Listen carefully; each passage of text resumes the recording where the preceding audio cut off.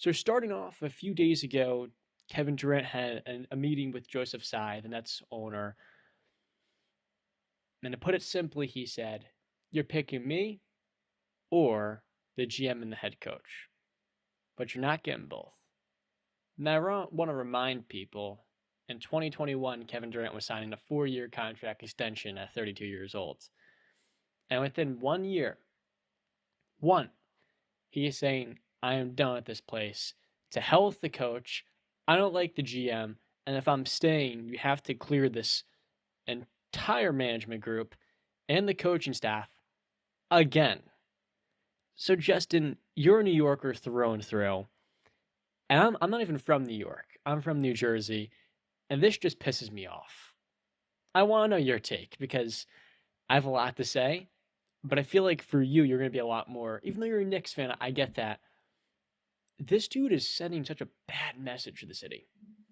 You're right on that note, but I'll be honest with you. I guess maybe I'm gonna attack this from a different angle. Uh, James Harden just continues to look like he might have made the right decision to get out of Brooklyn. Like, we knocked him a ton, but this is such a disaster what's going on, and I've said this in prior episodes that we went from looking at this team as a constant title contender, and now it's just like, yo, what the hell happened to you? This team is just collapsing right now. But I think the simple answer to this is, wouldn't Brooklyn be kind of crazy to let go of the guy that instantly puts them in title contention and holding on to a coach that a first year head coach with not much experience?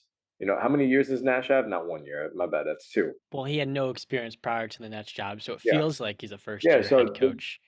So you're going to keep a coach with mostly no experience over a guy that's going to put you in title contention. While I hate the fact that this is such a players' league and players control literally everything, it's almost toxic to a point. And I know the owners are definitely going to have a say when it comes to the new, if I'm not mistaken, CBA agreement, right? Um, it it's definitely going to be very interesting, but it's ugly, man. Brooklyn right now is very ugly. You'll never. It's I don't even have too much to say because, like I said, there's not too many positives that can come out of this. This was a team that was, like I said, in title contention, and now we're looking at it like, wow, what do we have left? If you get rid of KD, you already gave up all your draft picks for James Harden, and now Kyrie doesn't want to be there. KD doesn't want to be there.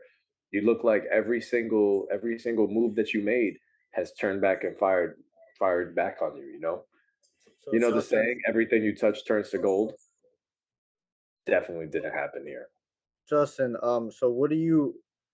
what's your take on what do you think is going to happen? So the report is, trade me or fire the head coach and GM. What do you think, Joe? What's his last name? Asai. Sigh. Sai. What do you think Joe Sai does? I think he fires the head coach, fires Nash, fires Marks. You got to keep the guy. Like, nothing's gonna change. This is always gonna be a players' league. It seems like something dramatically has to change come the new CBA agreement, but he's gonna stay in the fold. If your goal right now is win now, what is trading Kevin Durant gonna do for you? So I've got two questions for you guys. Now, Joseph Tsai took to Twitter at Joseph Tsai 1999. Our front office and coaching staff have my support. We will make decisions in the best interest of the Brooklyn Nets. Now, you said Kevin Durant makes the Nets an immediate contender, but I don't agree with you. And the reason why I say that is there are players in the NBA that are younger than KD. And if you just give Luka a few role players, he's going to get you 45 to 50 wins, no questions asked. He's durable. But Kevin Durant's shown us, hey, look, I think his game is going to age well, but he can't stay on the court when he's asked to do everything.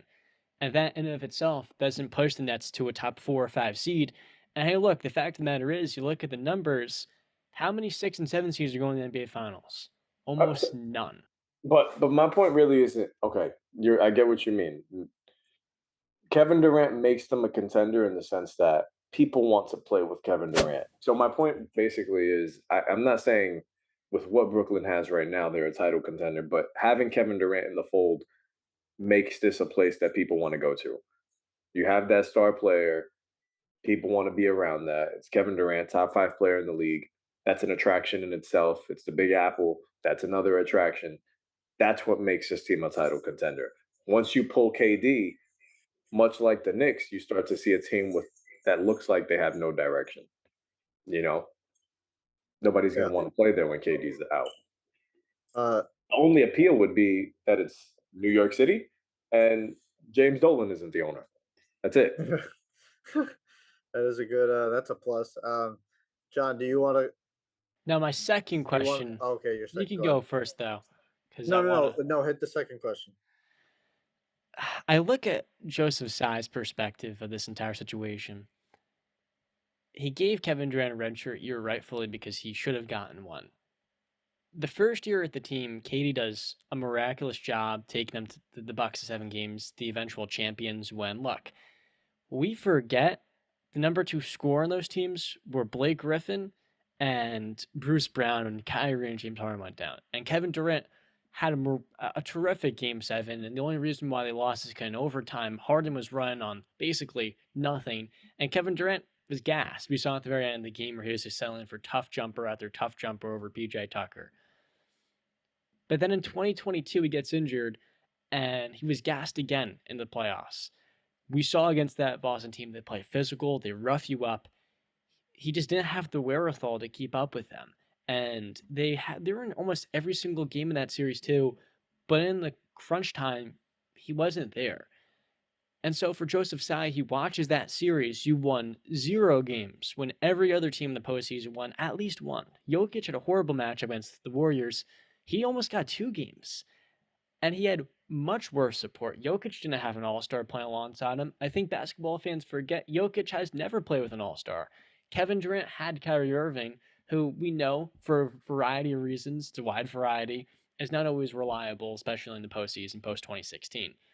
So if I'm Joseph Tsai, and people are going to call me crazy for this, but I'm not giving up one of the best GMs in basketball in Sean Marks, a guy who has took this organization out of a fire and led it to the situation for a player Kevin Durant who's 33 years old. He's closer to the end of the prime than he is to the beginning of it.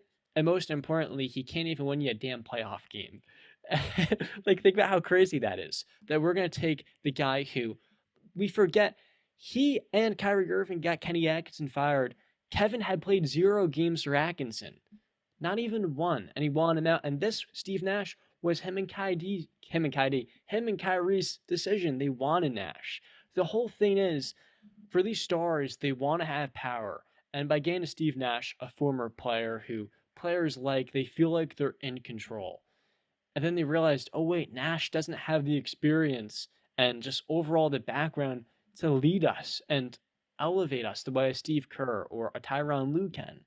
And now you want him fired again. New coach? Who's this new coach going to be? Is it going to be one of his buddies from DC? Like, I don't get what the replacement is.